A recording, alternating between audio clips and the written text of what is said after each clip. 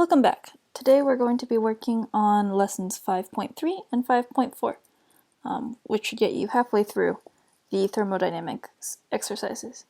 So in the do now, there are two ice cubes, one's in a glove, and the other one's just out on the table.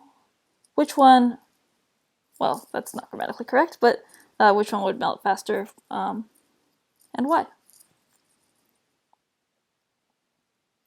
So it turns out that this is somewhat counterintuitive, but think about maybe first how a jacket works, or a blanket.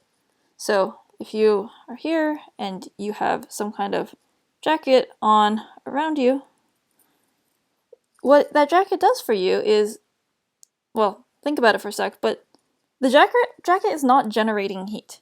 It's not like it's, magically giving you the ability to, or like letting heat flow into you. That's not what's happening. What's happening is that your body naturally, heats things up. So the jacket kind of acts as what we call insulation and keeps that heat in. So the heat tries to escape from you, but it can't because of the jacket, so it just goes back. Sorry, those arrows are not very visible here, but I can draw it for you one-on-one if you'd like. This won't let me erase either, unfortunately.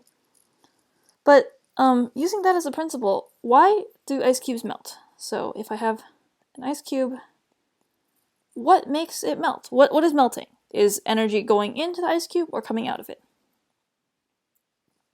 So melting is when I turn from a solid into a liquid. So it means that kinetic energy goes up, heat must be going in. So heat is going into the ice cube. That's what makes it melt. These arrows are representing the heat flow. So if I protect the ice cube in like a glove, the heat will actually find it more, it'll like use up the heat inside the glove, and then there'll only be like one opening for heat to go in. So actually, if it's in the glove, it will actually melt more slowly. This is kind of the counterintuitive result you get, that like if you put an ice cream into your jacket or something, not with you in the jacket too, but like if you wrapped up ice cream, it would keep it cold instead of letting it melt. But yeah, if you insulate something, it will protect. Insulation is protection from changes, from like heat transfer, I guess. That's what it means to be insulated. And so today we're going to be exploring what the difference is between temperature and heat. I know I've talked about it a little bit in passing in some of my lectures, but it's kind of a useful question to answer if you haven't been quite clear on it yet. So yesterday we talked about the first law of thermodynamics, or last time, and today we'll talk about the second one. So the second one says something a little bit more complicated than things are just conserved. The second one says that energy tends to spread out. Like, what does that mean, energy spreads out? The second law of thermodynamics has a lot of different ways of saying it, and it's actually a very interesting topic in physics and chemistry. But basically, one way you can think of it is, like in biology, you might have learned about how things diffuse from high concentration to low concentration. Things spread out. I mentioned in class, if I spray a perfume bottle on one side of the room, the other side will smell it eventually, because the high concentration of perfume droplets will kind of want to spread to the lower concentration.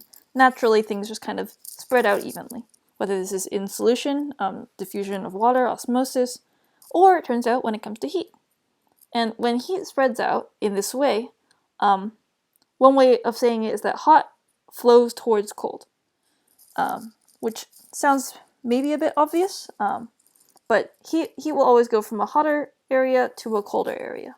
It has some very interesting implications that we won't get into right now, but this idea of entropy always increases, or energy spreads out, heat goes from hot to cold. That's one way you can start thinking about it. Sorry, I used the word heat there instead of the word energy. I'll remind you all that heat is a form of energy. Just like kinetic energy is a form of energy, heat is a form of energy as well. So, based on what we've talked about, here's a concept check. Again, this is in the exit tickets. You can take a look at it there. If you are curious, though, the answer should be B, I think. I'm not sure why it's marked there. This one I did not put into the exit tickets because it's a drawing. So if I have bad insulation, on a hot summer day. So there's sun outside. What would happen? Well, first I have to think about which side is hotter, inside or outside. You might think of it as system or surroundings. I think the idea of a hot summer day is that it's hotter on the outside. So if it's hotter on the outside, the inside is relatively cool. And then which way does the heat flow? It goes from hot to cold, so it'll just go inside. The heat will get into your house. If you had insulation along your walls, it would prevent the heat flow from happening so much. So that's why it's important to have good insulation. Again, this is kind of a free response one, so I didn't bother putting this on the exit ticket, but if you have a hand and you put it on a hot stove, what would happen? Just like last time, well, you get burned, yes, but the heat would go from the stove to your hand, which would burn your cells. Finally, you have a fridge, and there's a drink in there. What happens? Well, based on the wording of the problem, it sounds like the fridge is cold. Oh dear. And the beverage then is relatively warm. So heat is actually leaving your beverage. What a fridge does is it's not like it pumps cold into the drink.